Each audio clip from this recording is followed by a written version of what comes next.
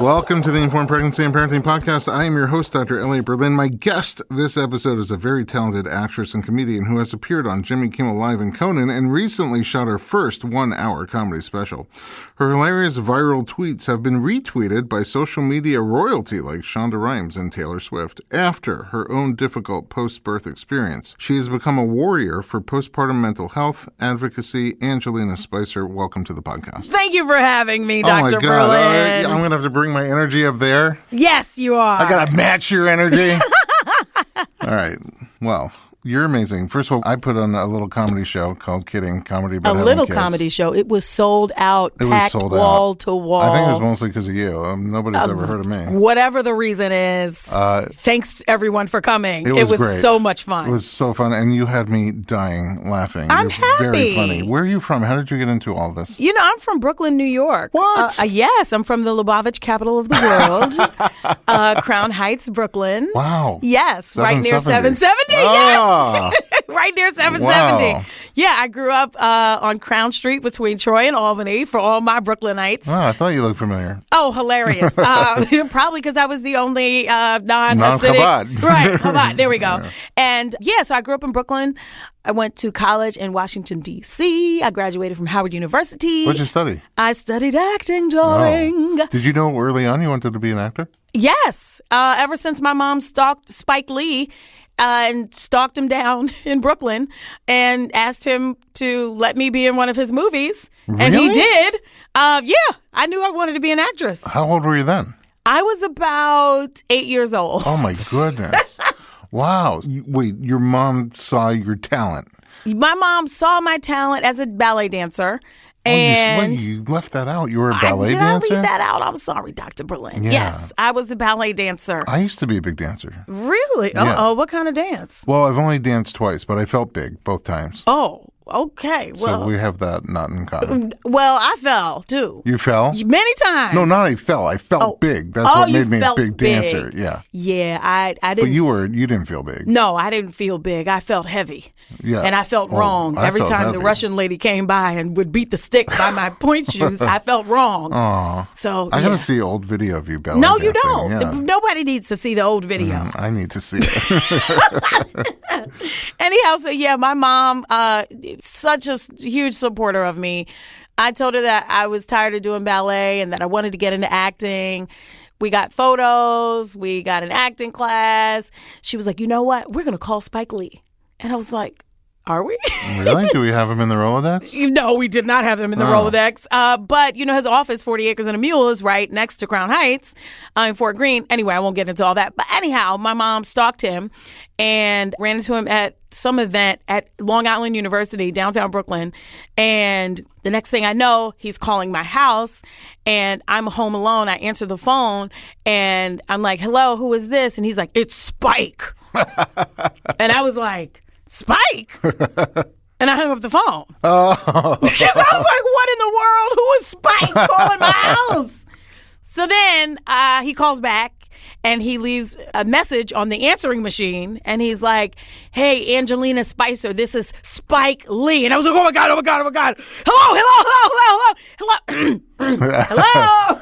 Hi, this is Angelina Spicer. It's about time you called. Right. So Spike. So that was my first sort of experience or Wow. introduction into the industry, and I auditioned for Crooklyn and ended up getting a really small part that was halfway cut out. You hear my voice, you see half of my face, but ever since then I knew I was destined. You were in. Be you had an actress. You had half your face in the door. Yes, half of it, and my whole voice. Your whole voice. Yeah. Let's not leave that out. Right. Yeah, and then so you studied theater. So I studied theater at Howard University, graduated cum laude. Wow. And then Congrats. that was a long time ago. Theater, did you do all aspects of theater? Yes, from the classics, from Chekhov to Shakespeare to the more current classics, August Wilson's and oh boy, the list goes on and on and on. But I loved it. Tragedy, comma, dramedy. Yeah, the whole bit. And then I moved to Dramedy. LA soon after I graduated from Howard. What was that? I said dramedy. I meant to say tragedy, drama, and comedy, but it all just came out as one. Oh, that's okay. I think we all knew what you meant. Yeah, I think so. I made my own genres. Do it. Yeah. We're Did you lean towards one or the other, or at the time? No, I didn't have a favorite. I just liked performing, and it wasn't until I moved to LA that I started booking more comedy work, but as a sketch comedy performer. Oh, sketch. Yeah. So like I did impressions, and do not make me do them now, Please, Dr. Berlin. one? Just Absolutely not. I mean, you asked me not to curse. You already did Spike Lee. Okay, fine. You asked me not to curse. I did. And in order to do the impressions, I have to curse. All right. So, fine. But yes, I did impressions of like Tyra Banks and Nicki Minaj. Beyonce as a dancer, and I started booking all this work. And then a producer saw me on when I was with a live sketch team on tour and was like, "Why aren't you doing stand-up?" And I was like, "Good question. Let me try that." You just did it on your own?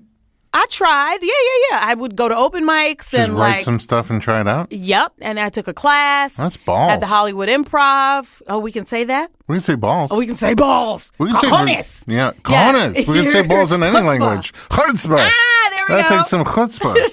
Chutzpah balls. Right. And then I started booking more comedy work. And you know what? As an actress, I realized that like the inclination is to always be looking for work. Mm-hmm. But when you're a comic, you are the work. And I felt way more empowered being the work, like providing the entertainment, not waiting for an opportunity. For someone to write something. Yeah. Pick I'm like, you to try it out. that's right. To try out for something that they had in their head. I'm like, no, I'm the prize, This as is my me. mama says. Oh, yeah, I like Right, it. I'm the prize. So I'm like my voice, and that's kind of what started me doing stand-up comedy. And then, I married a white guy. Did not ever expect that. I didn't expect that for me either. Well, you did not marry a white guy. But 1 out of 2 ain't bad. You got that right. Yeah. And then I noticed that there was just some inherent comedy in that. The differences between the two of us and our life experiences. And then, of course, my family. So I started talking mostly about that before I had my daughter. Dum, dum, dum. Dum, dum, dum. All right, so hang on one second. There's so much to... First of all, I will tell you this one quick story. I had a patient who had a breech baby, and she didn't want to have a C-section, but none of the doctors in her hospital would do a vaginal birth with it. So she came up with this crazy plan to hire a midwife, labor at home until the breech baby was just about to come out of her, then go into the hospital and be like, "Hi, I'm 10 centimeters with my breech baby, and I refuse to have a C-section." And she did it, and I'm not recommending anybody do this. I'm just saying that's what she did. Sheesh. Yeah. And so she goes in there and they have no choice, but they have to catch her baby. Wow. And she has this great vaginal breech birth with these doctors who had never done them before. Anyway, so... That's cojones. Yeah, that's what happened when she came in. That's what reminded me. I was like, dude, you got some serious balls. Yes. She's like, no, I don't. I have a vagina. And I got was that like, right. touche. Because it's made of steel, baby. Yeah. That's right. I agree. Elastic steel. I 'cause presume. it bounces right back. Yeah, that's a good infomercial for it. Yeah, so then you had a kid. So, yeah, how was pregnancy for you? Pregnancy was fine. As soon as my husband and I decided we wanted to get pregnant, we did. Okay. And it's like we didn't even have a second to like prepare. Not even a second? Usually it takes like a minute or two. It was like, oh gosh, we're pregnant. Wow. And then everything was fine. I didn't have any morning sickness or anything. The problems actually started coming up at around 30 weeks. And I'm going to talk a lot about this in my documentary that's upcoming. We'll get to that.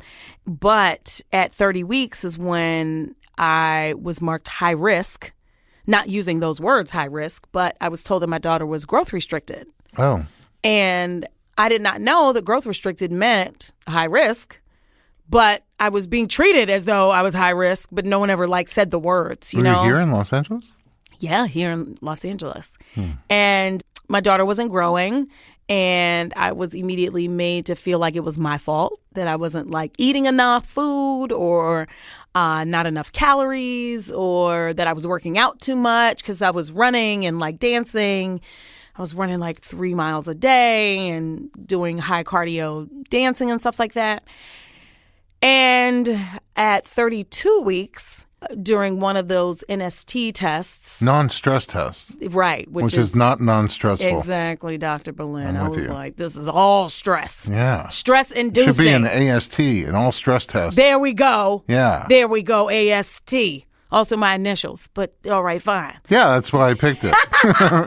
But yeah, at 32 weeks, at one of those NST tests, my daughter's heart rate dropped and didn't pick back up for like a minute or two. Oh, wow. And my doctor freaked out and was like, you need to go to the hospital now. 32 weeks. 32 weeks. That's early. Right. So then I freaked out. My husband freaked out. He had just driven around the block to go find parking at the OBGYN's office. And then now You're at the hospital. Right. We're at the hospital.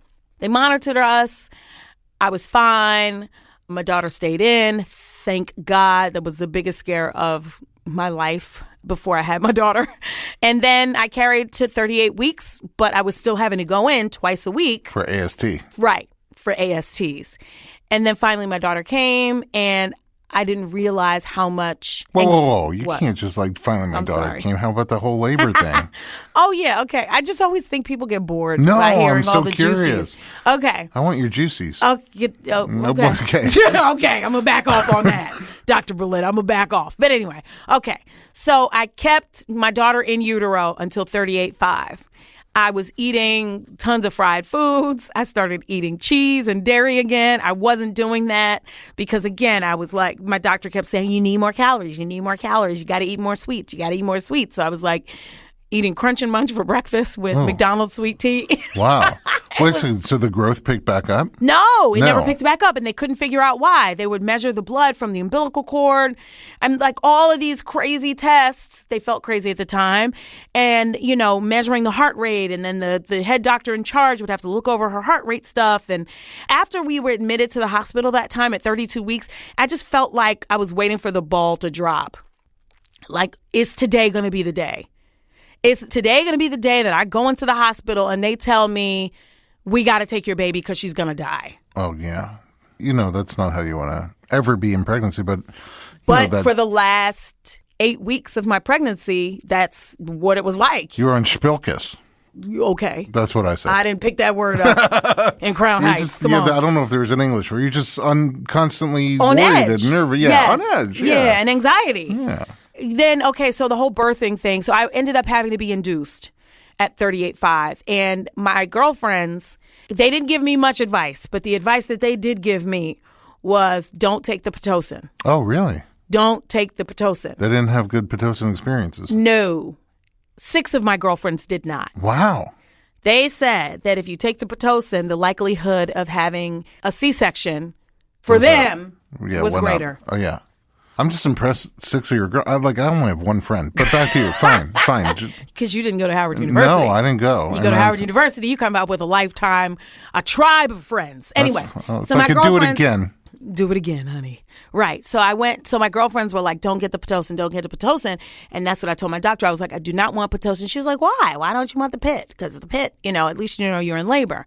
I was like, nope, don't want the Pitocin. So she induced me with this pill. Oh, yeah. I don't know. I forget what it's. Misoprostol? Cytotec? I don't know. Okay. I'm a comedian, not a doctor. Yeah. I hear Okay, you. that's your job. Yeah. Dr. Berlin. Anyhow, so she gives me this pill that she has to insert manually, and that's supposed to soften the cervix because I wasn't dilated. Yeah. And Cervidil. Maybe. They just leave it in there for a while. Yeah. Yes. And that got the labor going well enough that I was like having heavy contractions. Then I got the epidural, which I'd always planned to do. Cool.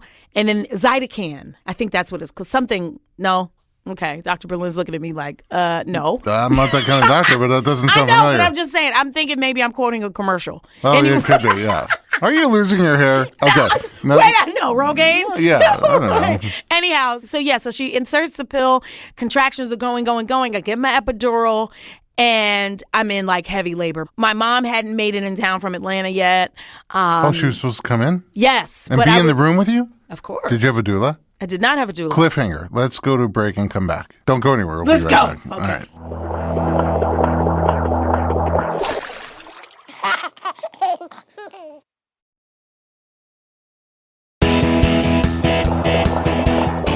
right. Welcome back to the Informed Pregnancy Podcast. We are like in heavy labor with Angelina Spicer. What happens next? So I did not have a doula, to answer your question. Yeah. You had a husband. I had a husband who had never witnessed childbirth before. Okay. And labor and delivery nurse.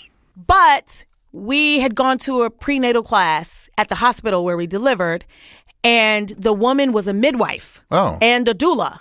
Who taught the class? Who taught the class. Okay. And she was also a registered nurse. Okay, that's a lot of stuff. So she taught us as women how to advocate for ourselves. And, she gave us the advice of get the walking epidural, not the full epidural. Okay, is that what you did? That's exactly what I did. Oh, so you could still feel stuff. Yeah, and so I could move around. You could walk. She says your body can't, you can't help your body get into labor and get the baby out if you can't move. Right. So you see the other animals in labor, they're never like laying down watching Keeping Up with the Kardashians. They're like ambulatory. They're moving around, Right. So but not every hospital has that option, but yours did. So thank God. Yeah, so you can get some pain relief, right, some intensity relief, and still be mobile. Yeah. Cool. So that's exactly what we did. We got the walking epidural. My husband held my hand. We paced up and down the hallways. I had my yoga ball. We did the kissing and the rocking and the hips and the oxytocin release. And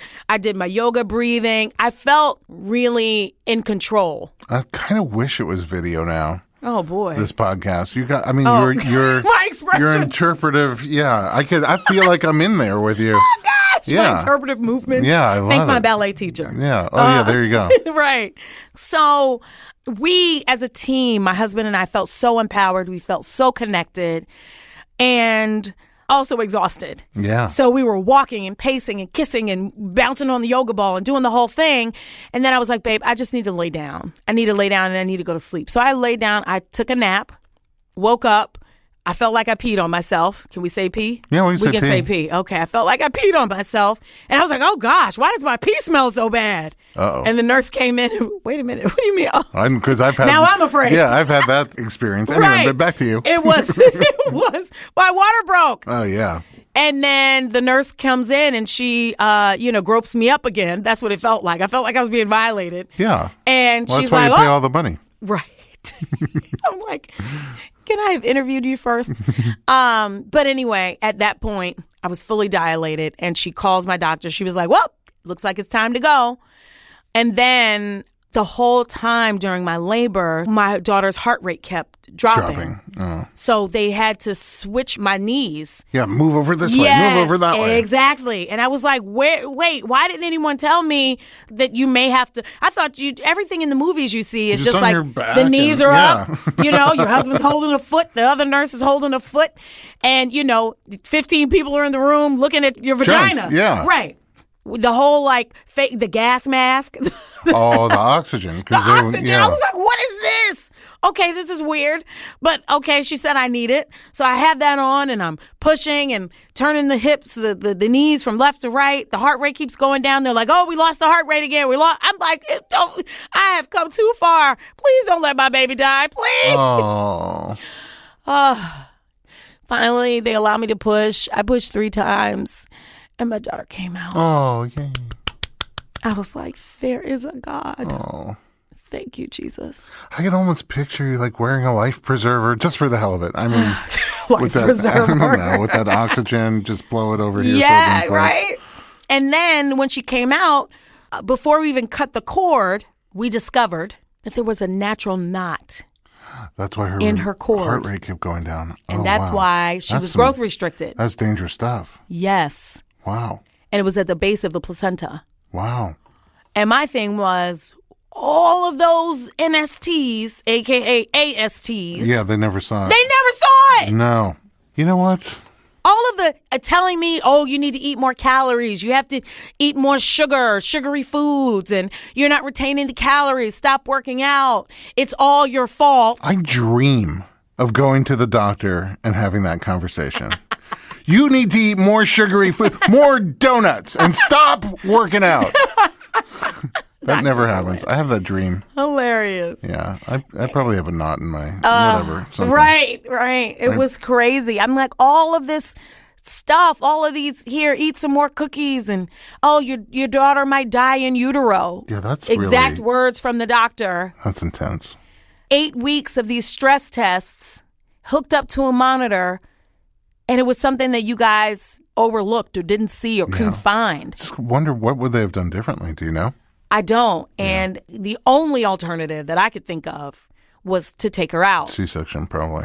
And take her out as soon as they noticed that there was a knot in the cord. That's what I'm saying. It probably would have been a really early She wouldn't C-section. have lasted as long in utero. So it's kind of maybe worked out in your favor. I think so. God has a way of always working things out the way they need to be. It's probably because you grew up around all those Lubavitchers. They probably saw you and then like prayed for you. Oh. No? Well, no, yes. Thank you, Lubavitchers. Thank you. Yes. I went to, Moral of the story is if you can choose to grow up somewhere, it's Crown Heights. Crown Heights is the move, That's baby. it. Yeah. Yeah. So. Spike and the Rebbe. You know, I still have my dollar from You do? You got a $7.70. dollar? The dollar Yeah, from the Rebbe. Yes. The little plaque or whatever. Yes. Yeah. That lucky dollars. It's working for you. I know. Yeah. We keep it in the Bible. That's appropriate. So then what happened after that? Because like you had, your postpartum wasn't great. No. Yeah, my postpartum was awful. I'm a doer, which is part of the reason why I enjoy being a comedian, because I can actually like be assertive and you got to sell yourself as a not comedian. aggressive, but like Out there. yeah, out there and take action. Mm-hmm. And I'm that way in most facets of my life. And you know, I felt like once I had my daughter, like I just felt like my old self died immediately. Immediately, I felt that way. I felt like I had worked so hard to keep her in utero. I'd worked so hard to make sure that my nutrition was great and that, you know, I did all the right things in labor and advocated for myself. And I worked so hard and it was so painful to get her out. Oh, contractions. And then she was here and it was like, I didn't even process actually having to mom. And I felt like no one helped me. No one helped me. So I was just like, man, this is lonely. It's confusing. It's hard. I don't know what I'm doing. My husband really doesn't know what he's doing. But I got to figure this out because my baby needs me. You got me like tears all over the place. I'm so sorry. Me too. When you felt that, how soon after was it? Immediate. Right away? Immediate. I immediately felt afraid and unprepared. I just felt like, oh God, now what? Now I actually have to like do this? In retrospect, is there something that you could have done to avoid that moment? Not that I could have done, but that Could have been done? the world could have done. Or I would, you know what, not even the world. Hospitals. Hospitals could prepare moms for actually caring for their new babies and not just getting them to the finish line. I think it was Will Smith. I've talked about this before. I was younger, didn't know anything about having babies. I was on late night TV doing an interview. And he was like, yeah, it was an incredible week. We got our first big screen TV. And also we had our first baby. And the contrast between the two was incredible. Like before you leave the store with that TV, they're just giving you a 1,000-page booklet and all these things on how to take care of it, make sure it has longevity, nothing bad happens to it. And with the baby, they're just like, here. Yep. Good luck. Figure it out. Yeah. And, you know, on the one hand, the other animals do it. There's this incredible video of an elephant giving birth. If you ever look on YouTube. No, it's not your thing. You just get a little popcorn, butter popcorn. Okay. It's called Risky Business. I actually think it might be therapeutic for you to watch it, actually. Okay, cool. She gives birth to this baby kind of on her own. They go out and... Wait, the elephant? Yeah, she's on an elephant reserve in Bali. Okay. And they see that she's in labor, and they come out to video the labor, and they don't get involved at all. But she labors this baby down. She delivers this 275-pound baby. Oy. I mean, yeah. Oy. Yeah. Don't feel... I know yours was... I could barely do 6 pounds. Yours was smaller. Like, shit. Yeah. She was eating the cookies, too. She must have been. Right. So, But here's what happens. The baby comes out and it's not breathing. Okay, and so she turns around and she looks at the baby not breathing and she's nervous. You can see nervousness on the face of this elephant. But during the whole labor, it was intense. But she didn't look scared. Now she looks fearful. And she does all these things. She like kicks the baby a little bit. Nothing happens. Jesus. She's using her little trunk to sniff all the different parts, right? And then eventually she tries a few things. She's pacing. She starts making the noise. Eventually she does this maneuver where she takes her trunk and she wraps it around the baby's little trunk and then yanks on it, almost like a chiropractic adjustment. You hear the noise. And then the baby starts breathing. What? Now, here's the thing. How is it that this elephant mother who doesn't listen to podcasts, never read a book, didn't take a class, right? How is it that she knows how to birth the baby all by herself? Good point. Turn around, do neonatal care. How does she even know something's wrong, let alone all these remedies to try to do it? And I believe that every single woman has all of that programmed inside you, but there is so much noise on the outside about what to do and what not to do and what to do it and what not to do it that we are totally disconnected from that intuition. And so I have like this feeling that perhaps maybe you were pulled away. You were so removed. You just wanted your baby to live. Yep. And not die inside you. Yeah. And you had no data, no information, and nothing you could actionably do. You're a doer, but there was nothing to do except eat shit. Beat me. So that's all you could do is just eat more crap, fill up on calories. And then the baby came out alive, and it was like, I'm done. Right. Like, I did it. I don't know what else to do next. My job was to keep the baby alive. I don't know. But I think it's because you're so disconnected. Like, we don't even do that much necessarily, but like help you be in touch with your inner voice. Right. And if we are going to tell you everything that happens during every stage of labor, then we should also tell you what to expect on the other side once the baby comes out. Absolutely. Anyway. I found childbirth to be very traumatic. I will say that. Do you know why? Yeah, because her heart rate kept dropping. I wasn't dilating. My cervix wasn't moving. Like nothing was working. And it was painful, and I was traumatized by the whole thing. And it was just perceived trauma. It wasn't actually traumatic. It wasn't like, I had an emergency C-section or nothing, quote unquote, went wrong. Yeah, but that kind of seems like the climax of your trauma, meaning after 8 weeks of like being rushed to the hospital, monitoring, the dipping, and then you're in labor and it's just like every time it's like, we lost the heart rate. And you go this, like even just sometimes being there when I'm a doula working with somebody and those things happen, and I know inherently they're going to be fine, it's still traumatic to watch it happen to somebody else. It's not even my wife or my baby. Right, completely. So it makes sense, the trauma.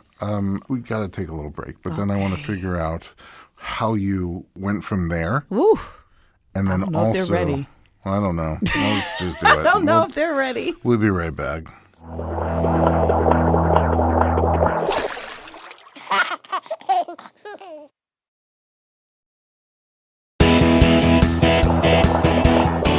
Welcome back to the Informed Pregnancy Podcast. We're talking to Angelina Spicer. How does the rest of your postpartum go? They lay the baby on me, and I look terrified. I have a photo of it, and it's going in my documentary because everyone always posts these gorgeous pictures of them with their babies. And gorgeous meaning they just look like either they just brought in a whole glam squad to make them look gorgeous, or they look like they're going for a Target run. No, I looked like I just got out of Guantanamo Bay. Oh, you need better filters. You know what? Maybe I should have tried that. But you also, it sounds like you felt like you just got out of Guantanamo Bay. I felt like I was just traumatized. So anyway, they lay the baby on me, and I'm like, what in the world? Now what? Breastfeeding came very naturally to both my baby and I. We had that bond right away. Blessing. It was a real blessing. And we stayed in the hospital, a day and a half. We were sent home. My mom stayed with us for a few days and helped us. My mom works in Atlanta, so she couldn't stay. She couldn't stay. No, she couldn't stay. And honestly, I didn't know enough to know that I needed her to stay. Mm-hmm. I was just like, oh, okay, mommy will come in town for a few days. She'll help out, get us situated, and then she'll go back to work, and then she'll come again at 6 weeks. Mm-hmm. No. When she left, my husband and I were both terrified. We just felt empty, truly. We felt empty. We felt like, okay, it's just us against the world now. And my daughter would make these grunts in her bassinet. She through the night, and her knees would move up towards her chest. And I'm like, what is going on? Why is this happening? So I couldn't sleep when I could get 2 winks of sleep because I'm hearing these grunts. So I would record it, just the audio of it. That's also going in my documentary. Mm-hmm. And I would be up and I would Google it, like baby grunts, 4 days old. Because who do you ask besides the internet? Talk to Google. Right. Luckily, they didn't say, oh, your baby has HIV, right. Or your baby's got, a slew foot or something. It was, oh, this is totally normal. Babies grunt in their sleep. My little one grunted, and it was like all these threads of information. Turns out my daughter had colic, but we didn't realize that until the grunts turned into screams. I mean, my daughter would scream for hours. Hours. I asked the pediatrician, because my doctor, literally, my OBGYN told me, as soon as the baby comes out, that's the end of our relationship. Your baby needs her own doctor. I was like, okay. So I'd asked the pediatrician. The pediatrician said, oh, it's because your milk has all of those vegetables in it. Oh, because you're eating too healthy? Yes. Oh. So you need to cut out all of your ABC vegetables. Oh, ABC. Artichokes, asparagus, broccoli, cauliflower, anything that starts with an A, B, or C. There we go. Because that gives people gas, so it's even worse for babies. Baby gas. And I didn't even know, okay, babies could get gas based on what I eat. Mm-hmm. That's all they're getting is yours. I get it. It makes sense. But nobody ever told me. Oh, yeah. Right. I heard dairy. Things that would have been helpful to know yesterday. Hello. Yeah. Right. I feel like Tyler Perry. Hello. But yeah, so then I had to do like a whole elimination diet and figure out what it was that was giving her gas. Luckily, all the ABC vegetables worked. Oh. So here I was, vegetarian, now down to no garlic, no you're onions. A vegetarian? I try to be healthy and make all my meals and cook all my food. So I couldn't eat hummus, one of my favorites. Oh. I couldn't have tabbouleh. I couldn't have tomatoes. Tomatoes gives gas too. Really? The doctor was like, well, you just have to eat a lot of squash. Okay, squash it is. That's it for a vegetarian? Okay. Get that 365 Ways to Cook Squash cookbook. Thank you. The calendar. So yeah, the elimination diet worked eventually. It was just like constant. And then finally, the sleep deprivation was crazy. We had to move. Developers came in and bought our whole block in West Hollywood, California. So we were given a maximum of 90 days to vacate. Wow. Luckily, they had to buy us out, so we got a little change for it. But I had a new baby and a broken vagina. Like, I was not trying to move. Oh, I cannot relate. Right. Well, the mamas who were listening can. They can relate. Okay. I was literally dragging my vagina behind me, packing up luggage, packing up boxes, trying to move to Burbank. Oh, it was a hot mess. Needless to say, I wasn't really able to fully work. I never processed that, before I had my daughter. I never processed, what would it be like getting back to work? Because I'm a comedian, I'm a freelance artist. It's not 9 to 5. Right. I just figured, okay, I work nights. I'll just get back to work at night, leave milk for my husband and fine. But it was just, I was so exhausted and so sleep deprived. It took like 6 months for me to get back to work. And I felt like I had all of this new information about myself and had this major transition in my life and so much to share. And I share on stage, but physically, I just couldn't do it. Physically, I couldn't go to the clubs. Physically, I just didn't feel strong enough. It was crazy. I was like, dag, I didn't even imagine that I wouldn't feel up to working 6 months postpartum. So at around 7 months, I forced myself to get back, and I started booking TV shows and commercials and doing the clubs again. And it was almost like I was trying to get back to it, trying to feel like myself again, trying to pull myself out. And at 8 months postpartum, I was diagnosed with postpartum depression and postpartum anxiety. Did something change at 8 months, or is that when you finally got the diagnosis about what's That's going when on? I finally got the diagnosis. I was seeing my therapist from like maybe when Ava was like 3 weeks old. Every week I would religiously go because I couldn't like talk about it on stage. You know, that is a form of therapy. But like I just felt like I was bursting with stuff to say, but I couldn't say it. So I would always go to therapy. I would bring my daughter with me. I'd bring all the things, their pack and play, my breast pump, the floor mat, the toys, everything. And at 8 months postpartum, that's when my therapist looked at me and said, "You're not well. This is classic postpartum depression." Wow. That's like 8 critical months of your life. Yes. And at that point, she recommended that I check into a psychiatric facility for treatment. Oh, wow.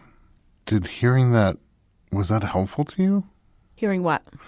A, the diagnosis, and B, her recommendation for treatment. Was that just like, on any level, does that make you feel better? Like, when she told me that she recommended that I go to the hospital, I felt relieved. I was like, what? I can go somewhere without my child and potentially feel better? And she's going to be okay. My husband's going to be okay. And I'm going to come out feeling better? Why didn't I know about this place before? Right. Yeah, and then when she diagnosed me, I was like, oh, there's a name for this. Yeah. I mean, essentially, they're validating what you're feeling. Yeah. I didn't feel crazy anymore. I felt like, okay, there's a name for this. And it's not that I'm just some unicorn or some weirdo who's having intrusive thoughts, who doesn't like this. I love my child, but I don't like this new job that I have. I don't like this. I was like, oh, there's a name for this. I'm not a monster. And I can go somewhere without her? Yeah. And still, if you're looking at Instagram, those pictures are absolutely just bliss, bliss, bliss, bliss, yeah, bliss, bliss. It's all BS, you know? Actually, my New Year's resolution this year is to sort of be a little bit more like my Facebook profile. Which is? Well, he's about, no, he's just more like 20 pounds lighter than I am. Oh. He's got a great relationship with his wife. Okay. I mean, it's just the best dad ever. So. Goals, hashtag goals. Yeah, right? exactly. Yeah. I'm going to try to be more like him. What happened in the hospital? That's also going to be in the documentary. Much like this interview, my documentary is not going to be all like humdrum, sad, oh, whoa, me. It's just going to be filled with lots of information and funny stories and funniness and light, you know, mostly to help moms realize, like I had to realize through my therapist, that you're not crazy. Everyone's just a liar. But yeah, she's like, you're not crazy, but you should go to a psychiatric hospital. And I was like, sign me up. Let's go. I'm in. I'm in. I did not hesitate. How long were you there? 10 days. Wow. The psych ward, in my comedy special, I talk mostly about the psych ward. Mm-hmm. But I don't get into the nitty gritty like I am right now because I want to add some levity and humor, obviously. It's a comedy special. But the hospital was helpful in that it kept me protected. Mm-hmm. It kept me protected, and I didn't have to see my daughter. But the psych ward lacked many things. It lacked actual treatment. It lacked specific care to the reason that I was there. And it really lacked compassion and empathy for the postpartum depression and anxiety. It was a private hospital, so it was clean. It didn't feel like a public place. I had my own room, which was nice. It felt like college, you know, but with room service. The food was good because a lot of people were there being treated for eating disorders. They always had food, like lots of cold options, hot options, like everything. I mean, on that side, you're selling it well. Well, I mean, listen, I was happy to be there. I was so happy and relieved to be away from my child and the responsibility of taking care of her and taking care of my husband. I needed that vacation. You needed someone to take care of you. Yes. And the psych ward was not perfect, but it gave me a moment to myself. You said something really powerful, which is that your mom went home. I mean, that's a recent phenomenon. We lived with our families on the family property, in the village, in the town. You had all that support built in. We don't have that. Most of us don't have it anymore. It's like you get the baby, you come home, and you're on your own. There's giant learning curves, big hormone changes, big physical changes, relationship changes, responsibility changes. And, even somebody who doesn't have a lot of anxiousness or depression generally or fear, it'll knock people down. And it knocks a lot of people down. But it's like that is not a part of the prenatal conversation. No. On any side, on the peer side, from mom to mom, even with families, and especially in the medical field. No one's having these conversations about what it's really like when you come home with this baby. Yeah. I mean, you and my wife, you guys got to get together a little bit more because I have a fuller understanding of you. Like, I can't even picture you being weak. Because you're so freaking strong and powerful. Small but mighty.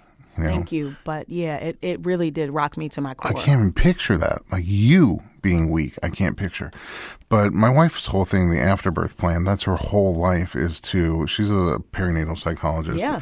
And she is trying to stand on rooftops and scream out, guys, what are you doing with all those prenatal screenings, measuring this and testing for that, and not even a little bit of a how are you ready to cope with postpartum and motherhood? Nothing. And that's what she's trying to do with the afterbirth plan.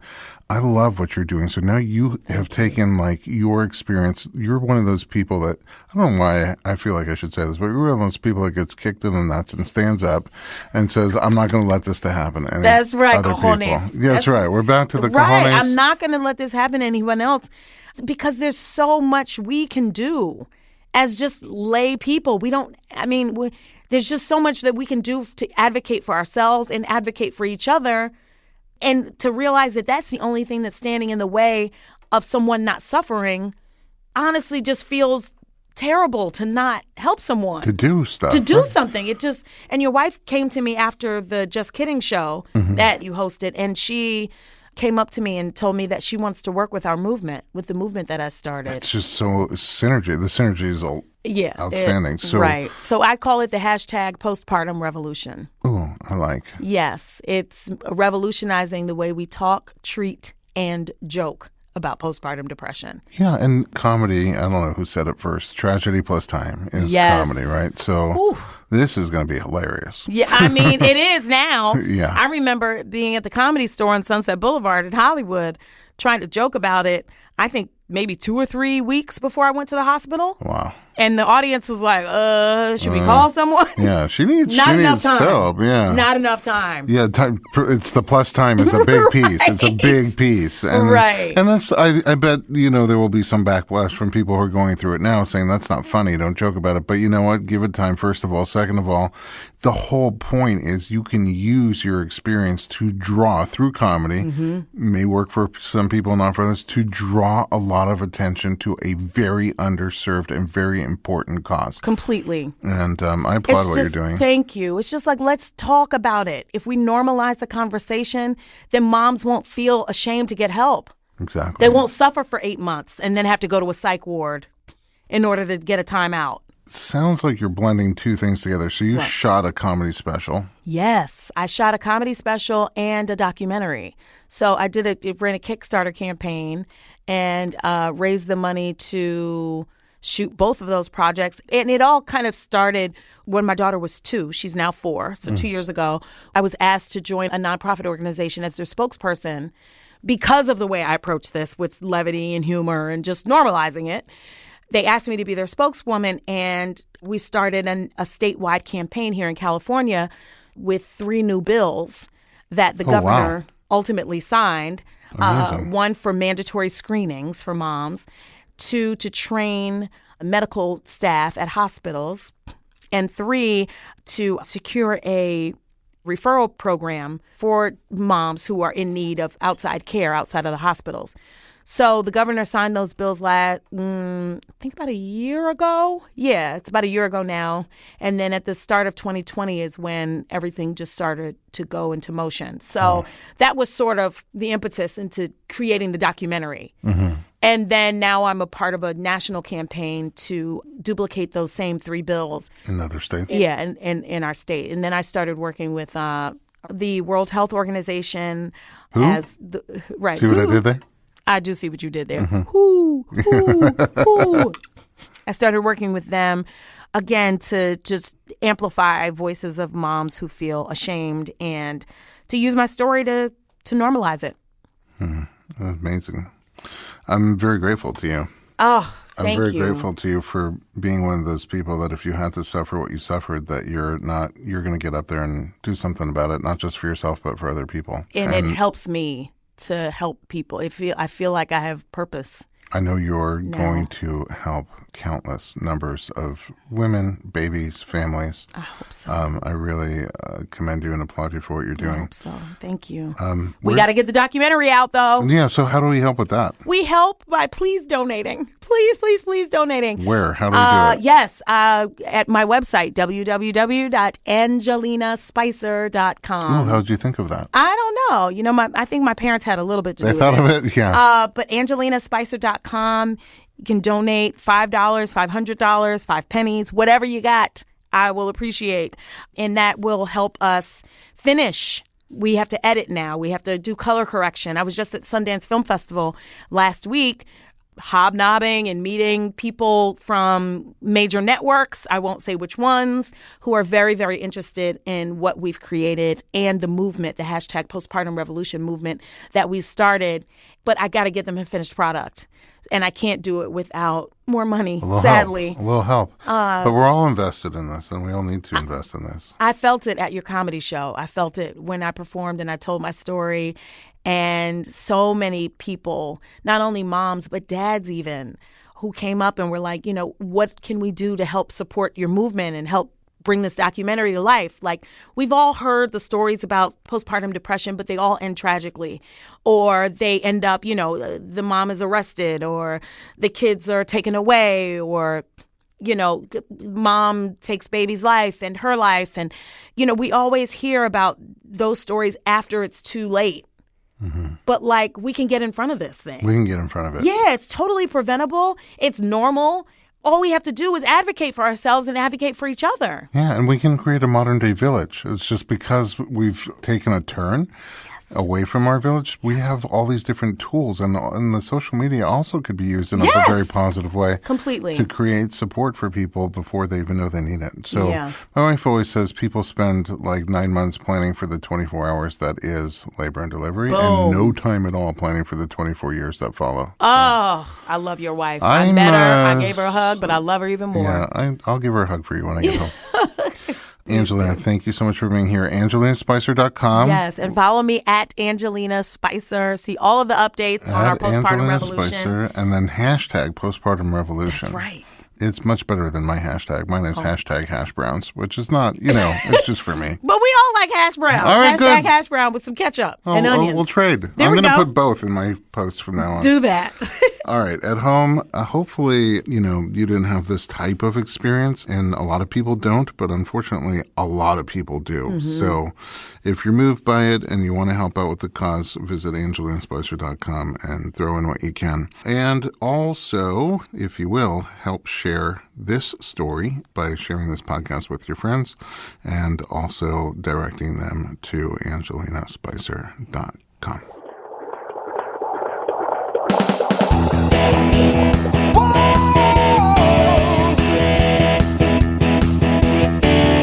Doctor, give me the news. I got a whole lot of questions for you. This kid's gonna test my will. I got a lot to